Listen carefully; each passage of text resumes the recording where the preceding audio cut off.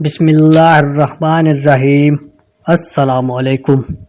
بیان کیا جاتا ہے کہ پیران پیر حضرت سیدنا شیخ عبد القادر جیلانی رحمۃ اللہ علیہ جب حصول علم کے لیے اپنے گاؤں جیلان سے بغداد کے لیے روانہ ہوئے تو آپ کی والدہ ماجدہ نے آپ کو زادِ راہ کے طور پر 40 دینار آپ کی گدڑی میں سی دیے۔ چلتے وقت اپنے لختے جگر کو نصیحت کی کہ بیٹا، خواہ کیسی ہی مصیبت اور برے حالات تمہیں پیش آئیں، سچ کا دامن ہاتھ سے نہ چھوڑنا اور جھوٹ کے نزدیک بھی نہ جانا، کیونکہ راست گوئی ہزار عبادتوں کی ایک عبادت ہے۔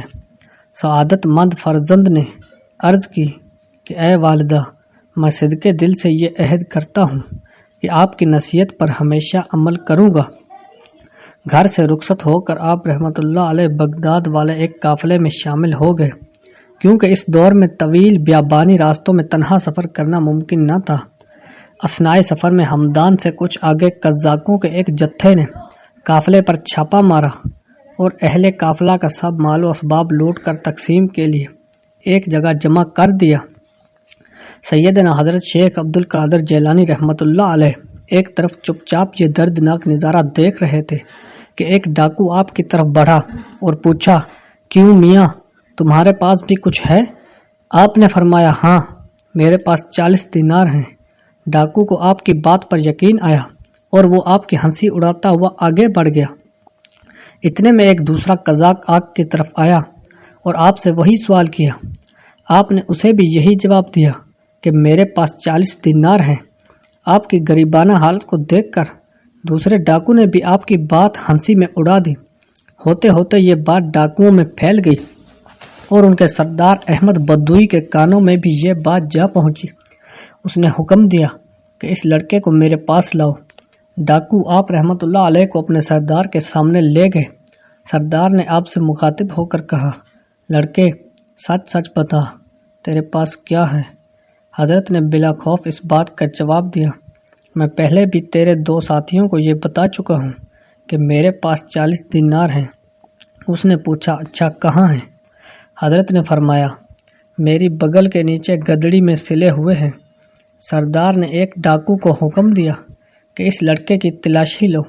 چنانچہ اس نے آپ کی گدڑی ادھیڑ کر دیکھی تو اس میں واقعی 40 دینار نکل آئے۔ احمد بدوئی اور اس کے قزاق یہ دیکھ کر بہت حیران ہوئے۔ احمد بدوئی نے حیرانگی کے عالم میں حضرت سے پوچھا، لڑکے، تمہیں معلوم ہے کہ ہم قزاق ہیں اور مسافروں کا سامان لوٹ لیتے ہیں، پھر بھی تم نے ان دیناروں کا بھید ہم پر ظاہر کر دیا، حالانکہ یہ رقم اس قدر محفوظ تھی کہ کسی کو اس کا وہم و گمان بھی گزر نہیں سکتا تھا۔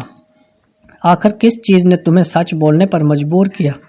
حضرت نے فرمایا، میری والدہ نے گھر سے چلتے وقت مجھے نصیحت کی تھی کہ ہمیشہ سچ بولنا، بھلا ان 40 دیناروں کی وجہ سے میں اپنی والدہ کی نصیحت کو کیوں فراموش کر دیتا اور اللہ تعالیٰ کو ناراض کر لیتا؟ حضرت کے الفاظ سن کر بدوئی بے حد متاثر ہوا اور اسی وقت اس پر رخ طاری ہو گئی۔ ندامت کے آنسوؤں نے اس کے دل کی سیاہی کو دھو ڈالا اور اس نے آہ بھر کر کہا، اے بچے، تم پر خدا کی ہزاروں رحمتیں ہوں کہ تم اپنی ماں کے عہد کا خیال رکھا، لیکن حیف ہے مجھ پر کہ میں نے اپنی ساری زندگی اپنے خالق کا عہد توڑتے گزار دی۔ اے بچے، تم نے مجھے ہدایت کی راہ دکھا دی، اب میں رہتی زندگی تک کبھی کسی کو تکلیف نہیں پہنچاؤں گا۔ یہ کہہ کر وہ حضرت کے قدموں پر گر پڑا اور راہ زنی کے پیشے سے تائب ہو گیا۔ اس کے ساتھیوں نے جب یہ منظر دیکھا تو سب یک زبان پکار اٹھے کہ اے سردار، ہم بھی اس بڑے پیشے سے توبہ کرتے ہیں۔ تو راہ زنی میں بھی ہمارا قائد تھا اور توبہ میں بھی ہمارا پیش رو ہے۔ چنانچہ انہوں نے لوٹا ہوا تمام مال قافلے والوں کو واپس دے دیا۔ محترم ناظرین، امید کرتا ہوں آپ کو ہماری ویڈیو اچھی لگی۔ مزید ایسی ویڈیوز کے لیے ہمارے چینل کو سبسکرائب کیجیے اور اس ویڈیو کو لائک کیجیے۔ اللہ حافظ۔